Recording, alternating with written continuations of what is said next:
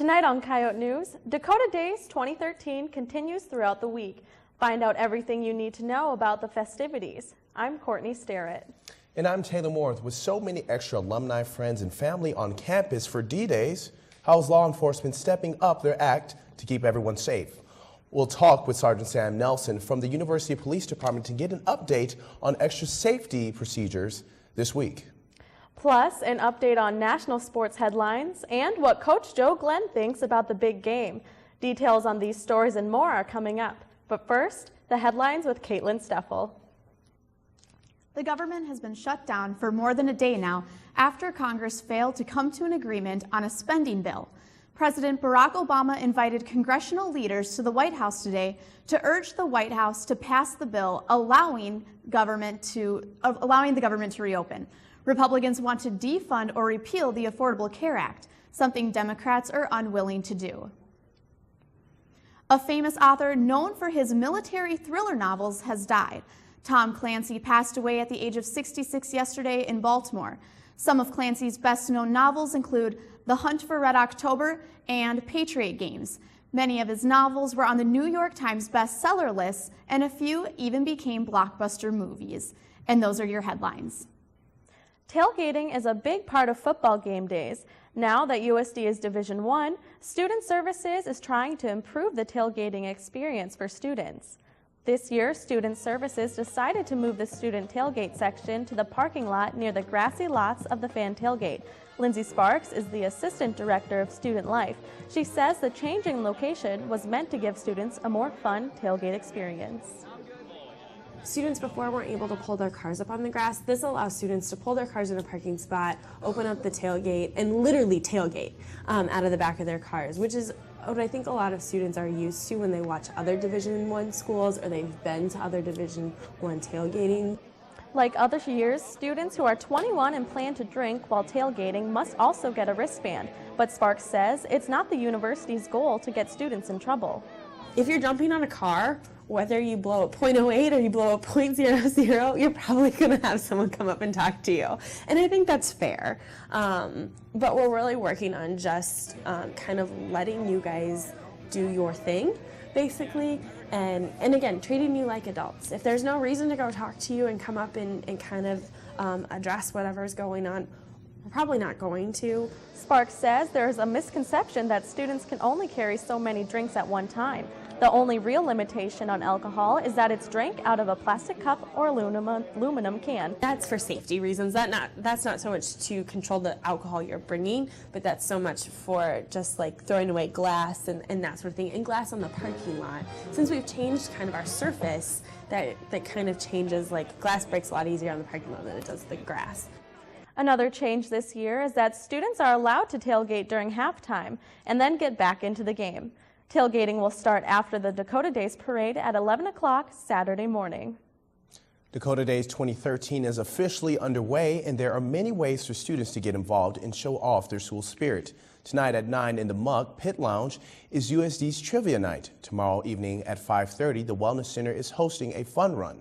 And at 8, the Campus Activities Board is holding its first ever Yotes Got Talent competition at Alf's Auditorium. On Friday evening, the Wellness Center is hosting a Zumba party, and D-Day's activities conclude Saturday afternoon at 2 when the USD Coyotes face off against Missouri State in the Dome. Another big part of the D-Day's festivities is the crowning of Mr. and Miss Dakota. The selection started with more than 30 candidates, but last night it was narrowed down to just 7 men and 7 women. The candidates for Mr. Dakota include Eric Muckey, Stephen Bollinger, Zach Knipp, Seth Lepore, Sean McCann, Gavin Pocup, and Taylor Moore.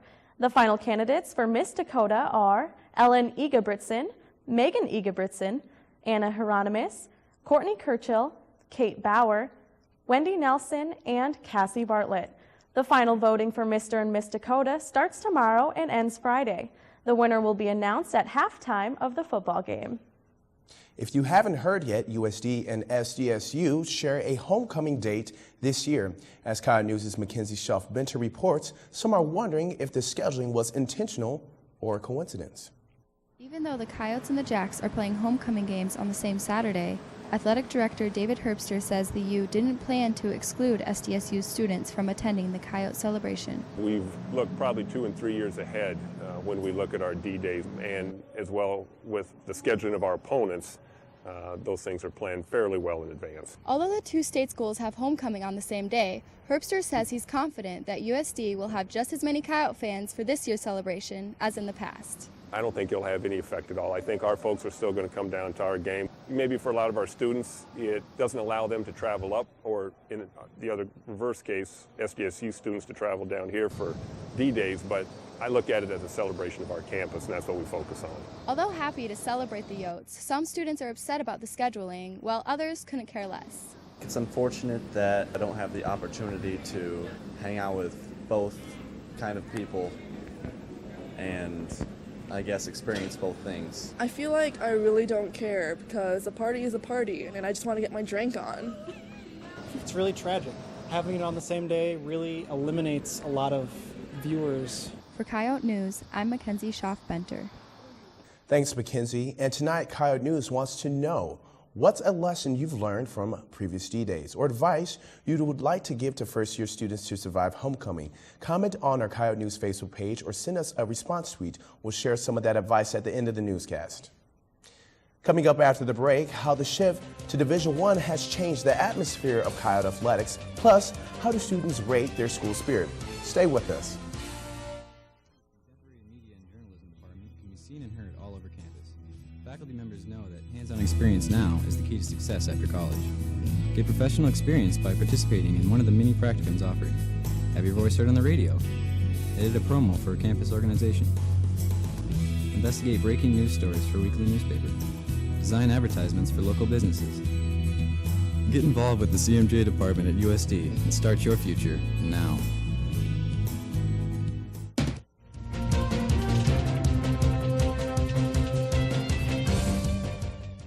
A big part of D-Days week has to do with the atmosphere.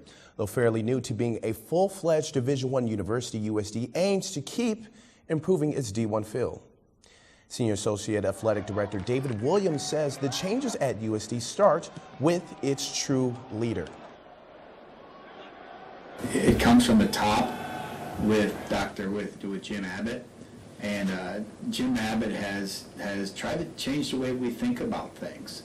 Not accepting something if it's just okay. Making sure that in everything we do and everything we strive to do, that we're thinking Division I, first class, everything we try to do. Although Williams has only been at the U since June 1st, he's been following the Coyotes for a long time, and he's noted significant changes over the years. South Dakota as a campus has changed dramatically.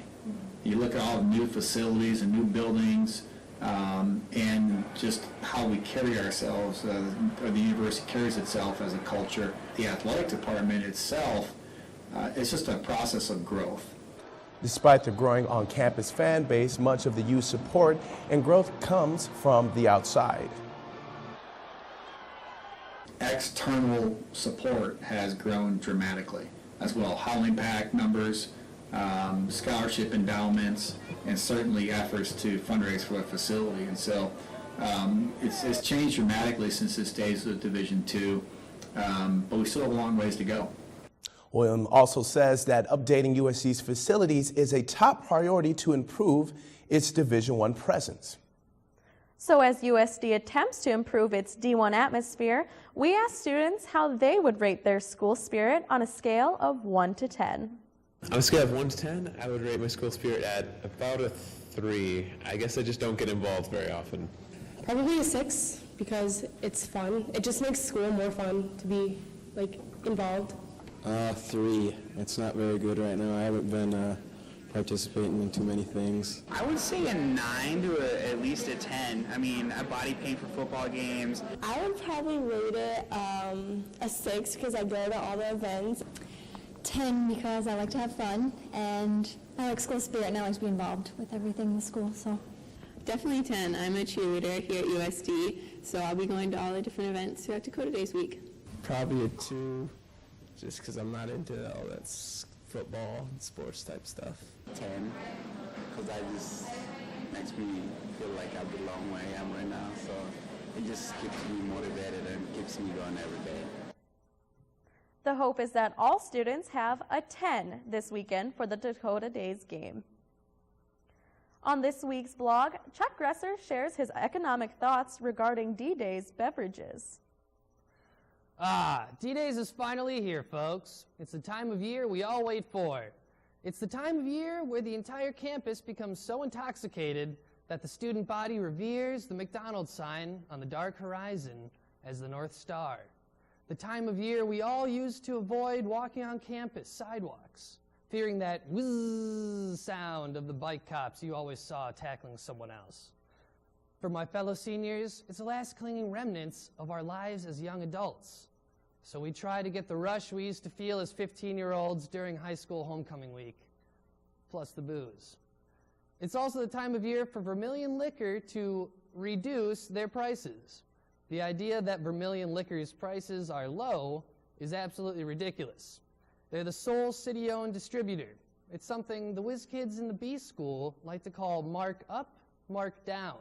If you'd like me to put it in layman's terms, go shopping at a Kohl's clothing store. Now you might ask yourself, who are those whiz kids? And if they're whiz kids, why are they hanging around Beacom? Kidding. But seriously, just save yourself the money by pooling together for gas and booze with a couple buddies and drive to Sioux Falls or out west this week. Don't support Vermilion's mockery towards college students, a mockery that makes a city millions of dollars each year. You know, now that I think about it, maybe Vermilion could teach Congress a thing or two about making a quick buck. Well, folks, just like when my buzz wears off by halftime at the home football games, I'm going to head home. For Coyote Blog, I'm Chuck Gresser. With an increased number of people in town for Dakota Days, the University of Vermilion police departments are stepping up their enforcement during the week. Coyote News' Kathleen Suri is live in the muck with Sergeant Sam Nelson to find out what measures are being taken to make this D-Days week safe for everyone. Thanks, Courtney. Students may notice an increased presence in police on campus and throughout Vermilion during the week. We're here to talk to Sergeant Sam Nelson to get details on this. Thanks for being with us today. You bet. Now, with so many alumni and friends and family on campus, how are the University and Vermilion Police Departments stepping up their enforcement to keep everyone safe? We'll have more officers on the street and on campus, obviously, starting Friday evening all the way through the weekend until early Sunday morning. Same thing with the police department. They'll step up numbers. They'll have pretty much all their guys on the street. And we'll have, I think we're scheduled 8 or 10 Friday and Saturday night, both. So. Now, are you bringing in any backup from surrounding towns, say Yankton? No, not this year. The PD last year had a couple of Yankton guys come over. They were going to do that this year, but it ended up not working out. So this year it's just UPD, and then of course you have the Vermilion Police Department, and then Clay County Sheriff's Office, and then the Highway Patrol will be in the area as well. Now, there have been rumors of undercover cops being present at tailgating and at the game on Saturday. Can you comment on this? No, that's not true. We'll have 4 officers at tailgating Saturday. 2 of them will be at the tent, and then 2 of them will be on the outside, just kind of walking through the area and making sure everybody's being safe, but we've never had undercover officers anywhere. All right, thanks so much for talking with us. Once again, that was Sergeant Sam Nelson with the University Police Department, and live from the muck, I'm Kathleen Suri. Thanks, Kathleen. Coming up after the break, find out how local businesses benefit from the D-Days week rush, and some are clever, some are professional, and some are inappropriate. We're talking about D-Days t-shirts. Stay tuned.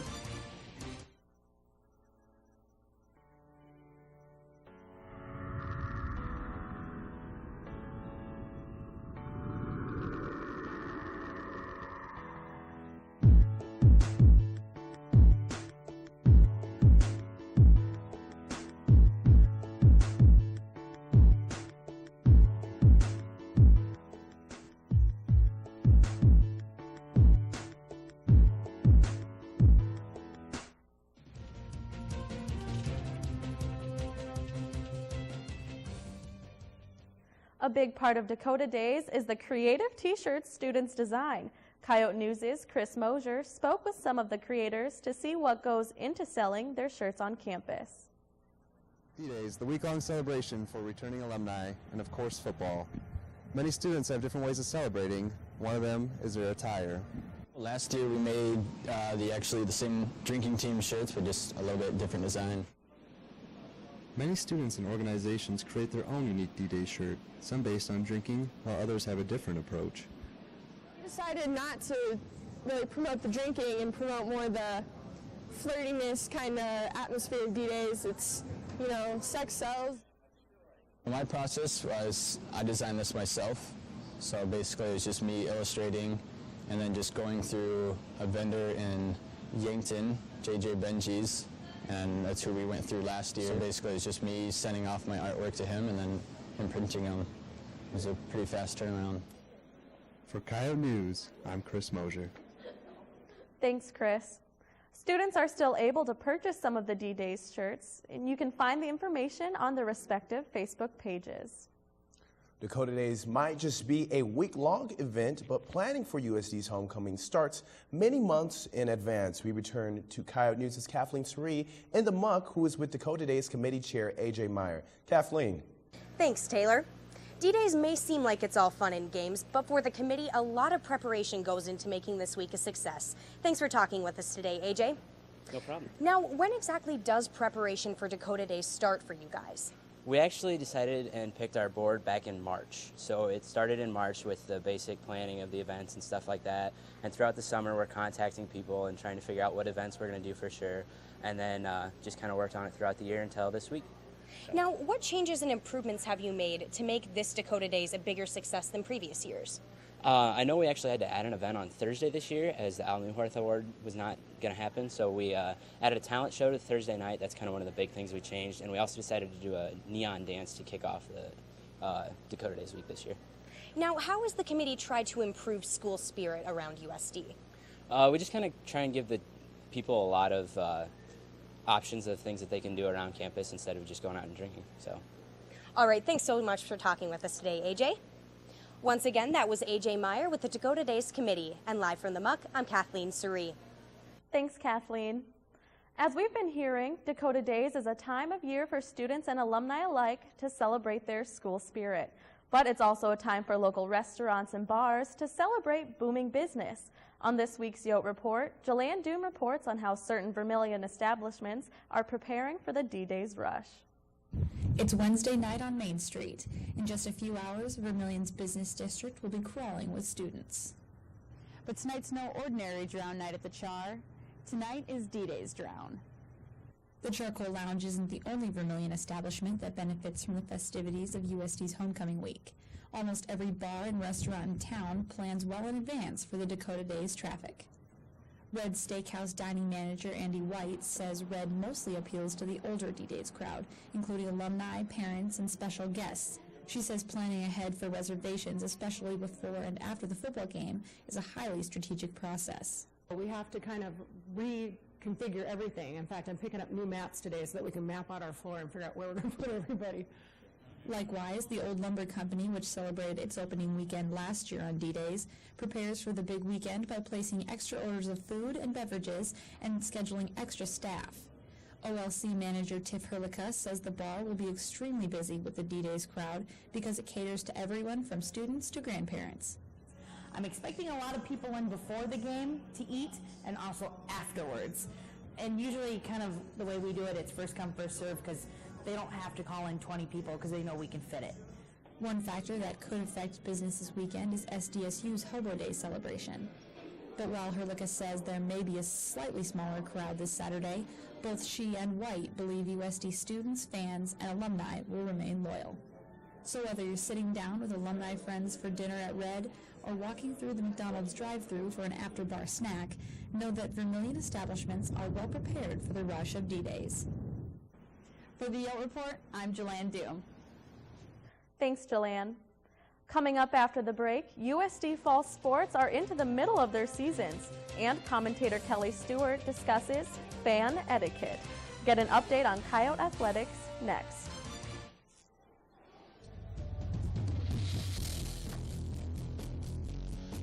Climbing's awesome because it's challenging, both mentally and physically.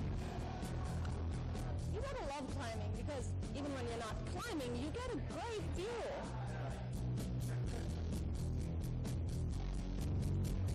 Climbing's great because I feel like Spider-Man.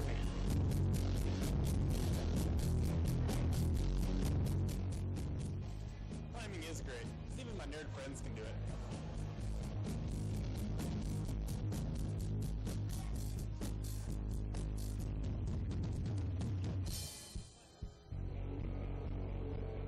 Climbing's awesome because there's always someone who has your back.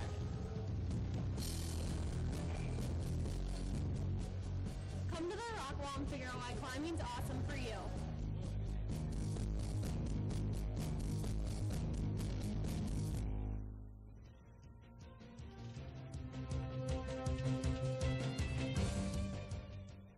Tonight on Coyote Sports, an alum signs to play overseas. Thanks for watching. I'm John Weatherington.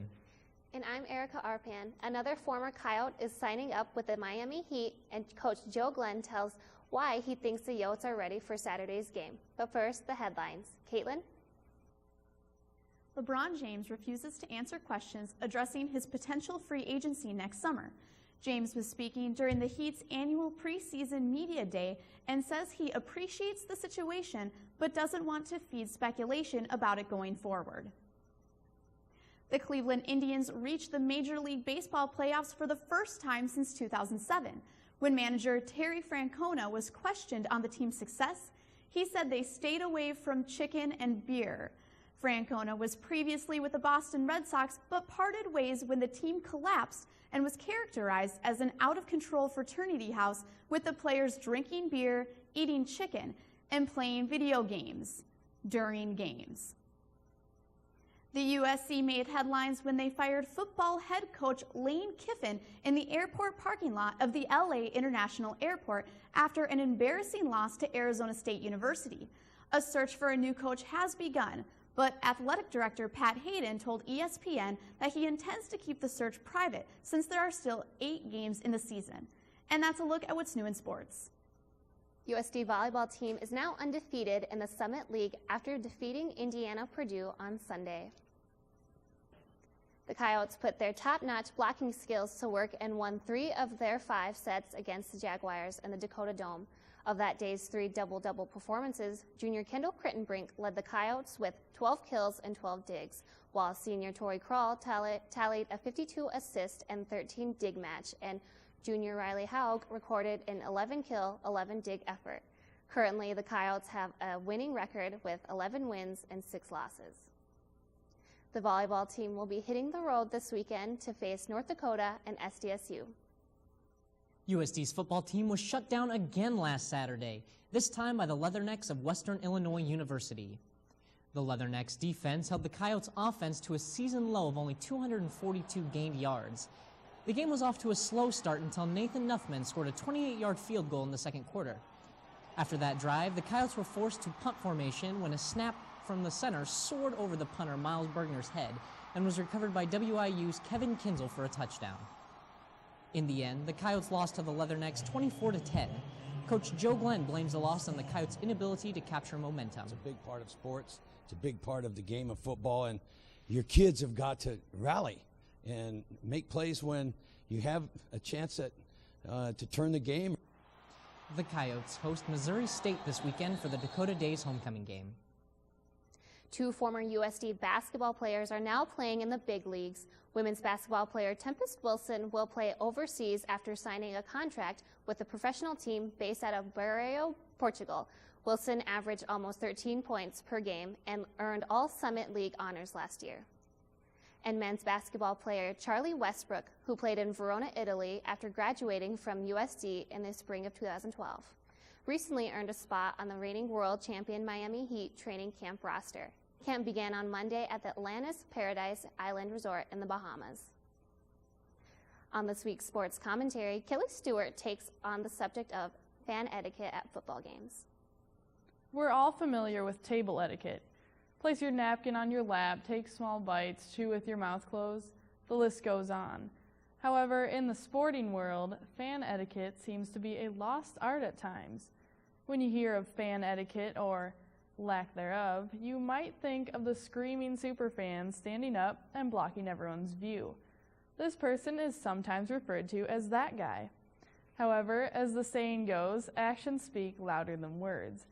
One action in particular is that of a fan getting up and walking out of a game before it's over. Unfortunately, USD's student section has been infamous for this at football games, and I just want to ask the question why. First of all, the football games are all on Saturday afternoons in Vermillion. What else is there to do, and where are you going to go if you leave the Dome? I do understand that not everyone is into football or other sports, and that's completely okay. But if you do take the time to get up and trek over to the Dakota Dome, why not stay for the full 3 hours or so, as opposed to leaving after about 1.5 hours? Now, walking out of any event is usually considered rude. I will admit I've walked out of bad movies before, even after I've paid about $8 to see the show. However, that's in a dark movie theater. When fans leave football games, it's so blatantly obvious to everyone, including the players. I realize that we're all adults and we can make our own decisions on where we should go and where we need to be. But this is USD. The Coyotes are our team, and why not stay at the Dome a little longer on Saturday to support our fellow Yotes? After all, it is D-Days week, so let's show some Yote pride. For Coyote Sports, I'm Kelly Stewart. Thanks, Kelly. After the break, how many classes are students missing due to D-Day's festivities? Plus, a look at your Facebook and Twitter responses. Coming up.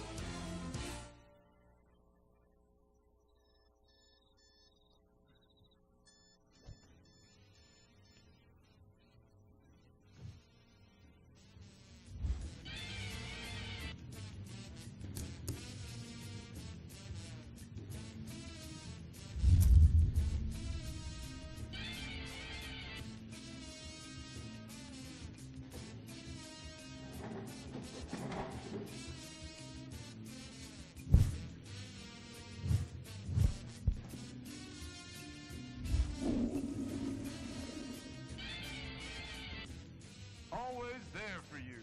Coyote News, Wednesday, live at 5.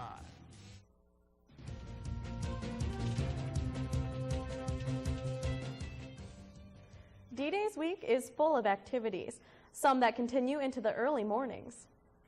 On this week's Out and About, we asked students how many classes they plan to miss this homecoming week. Missing any classes during D-Days because it's a very important time for teachers to test how dedicated their students are, and a lot of them take attendance. I don't plan on skipping any classes on D-Days because I don't take classes here, and I will be encouraging my students not to skip classes. 0. I am a student that's very motivated. I'm not missing any because I'm not even going to be here. I'm going home. Hopefully none, but no promises. All of my Mondays and probably most of my Tuesdays. I don't think I can do that. I'll get in trouble with my coach. Probably say about 3 or 4, just experience D-Days. I mean, it'll be my first one, so pretty excited about it. Every single one of them because D-Days is awesome. I plan on missing none. How many I'm going to miss is a different question. And why? I've got other things to do. All of them because I'm going to spray paint some trains. Okay. No, I'm just kidding. Don't say that. Tonight we asked you for some lessons you've learned during past D-Days and to share that advice with first-year students. Here are some of your responses.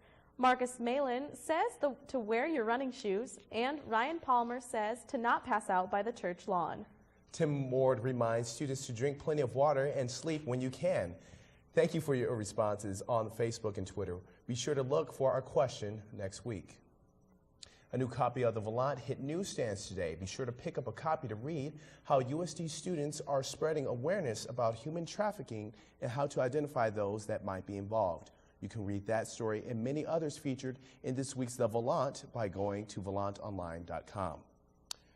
Facebook has an early user facial recognition software, so when you upload a new picture, it automatically gives you suggestions on who it might be.